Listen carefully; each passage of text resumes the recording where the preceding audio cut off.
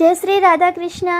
तो आज नवरात्रि का तीसरा दिन है। आज माँ चंद्रघंटा का दिन है, तो उनके स्वरूप तथा उनकी उत्पत्ति की कथा जानेंगे। माँ चंद्रघंटा का स्वरूप अत्यंत शांतिदायक तथा कल्याणकारी है। इनके मस्तक पर अर्धचंद्र विराजमान है। वह इनके हाथ में भयावह गर्जना करने वाला घंटा है, जिस कारण इन्हें चंद्रघंटा कहा जाता है। इनके शरीर का वर्ण स्वर्ण के समान सुनहरा चमकीला है। इनके 10 हाथ हैं, जिनके द्वारा भगवती ने विभिन्न अस्त्र शस्त्र धारण किए हुए हैं। इनका वाहन सिंह है तथा इनके घंटे की भी भयानक ध्वनि से दानव दैत्य आदि भयभीत रहते हैं और देवता जन तथा मनुष्य सुखी होते हैं।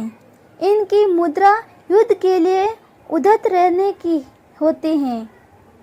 माँ चंद्रघंटा की कृपा से साधक के समस्त पाप और बाधाएं विनष्ट हो जाते हैं। इनकी आराधना सत फलदायी है। माँ भक्तों के कष्ट का निवारण शीघ्र ही कर देती है। इनका उपासक सिंह की तरह पराक्रमी और निर्भय हो जाता है। इनके घंटे की ध्वनि सदा अपने भक्तों को प्रेत बाधा से रक्षा करती है। माँ का स्वरूप अत्यंत सौम्यता एवं शांति से परिपूर्ण रहता है। इनकी आराधना से वीरता निर्भयता के साथ ही सौम्यता एवं विनम्रता का विकास होकर मुख नेत्र तथा संपूर्ण काया में क्रांति गुण की वृद्धि होती है। स्वर में दिव्य अलौकिक माधुर्य। माँ चंद्रघंटा के भक्त और उपासक जहाँ भी जाते हैं, लोग उन्हें देखकर शांति और सुख का अनुभव करते हैं। माँ के आराधक के शरीर से दिव्य प्रकाश युक्त परमाणुओं का अदृश्य विकिरण होता रहता है। ये दिव्य क्रिया साधारण चक्षुओं से दिखाई नहीं देती है, किंतु साधक और उसके संपर्क में आने वाले लोग इस बात का अनुभव भली भांति करते रहते हैं। माँ चंद्रघंटा की उत्पत्ति की कथा।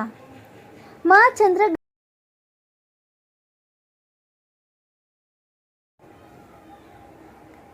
चंद्रघंटा की उत्पत्ति की कथा बेहद रमणीय है। कथा के अनुसार जब देवी सती ने अपने शरीर को यज्ञ अग्नि में जला दिया था, तब उसके पश्चात उन्होंने पार्वती के रूप में पर्वतराज हिमालय के घर में पुनः जन्म लिया।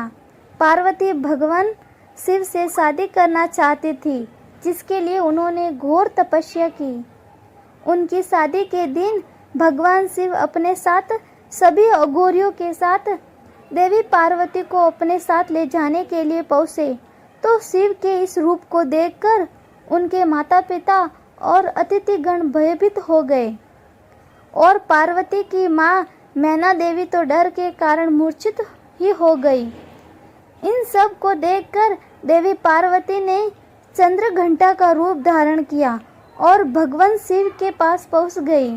उन्होंने बहुत विनम्र से भगवान शिव से एक आकर्षक राजकुमार के रूप में प्रकट होने के लिए कहा और शिव भी सहमत हो गए।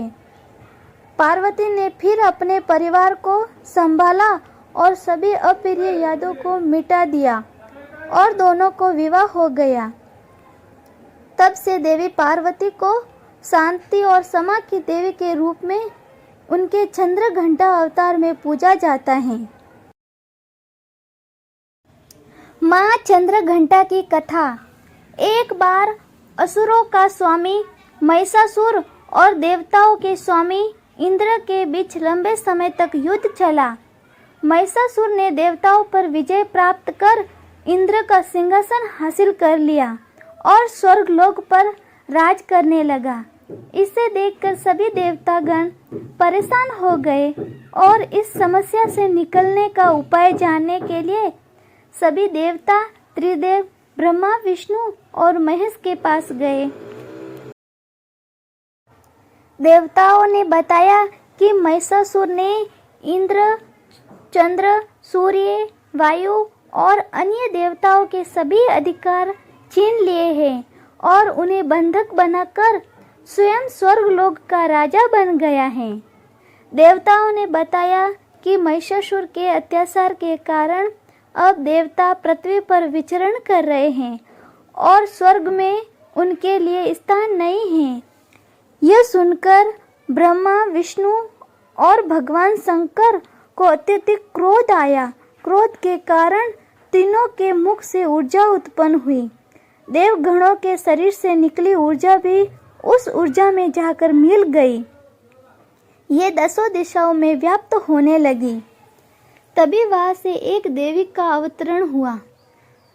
भगवान शंकर ने देवी को त्रिशूल और भगवान विष्णु ने चक्र प्रदान किया।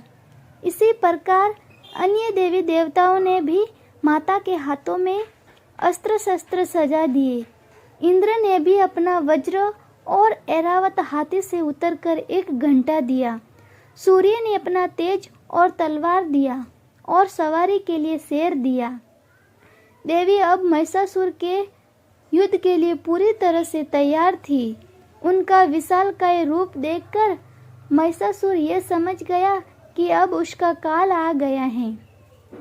महिषासुर ने अपनी सेना को देवी पर हमला करने को कहा। अन्य दैत्यों और दानवों के दल भी युद्ध में कूद पड़े। देवी ने एक ही झटके में दानवों का संहार कर दिया। इस युद्ध में महिषासुर तो मारा गया, साथ में अन्य बड़े दानवों और राक्षसों का संहार माँ ने कर दिया। इस तरह माँ ने सभी देवताओं को असुरों से अभिदान दिलाया। जय माँ चंद्रघंटा की।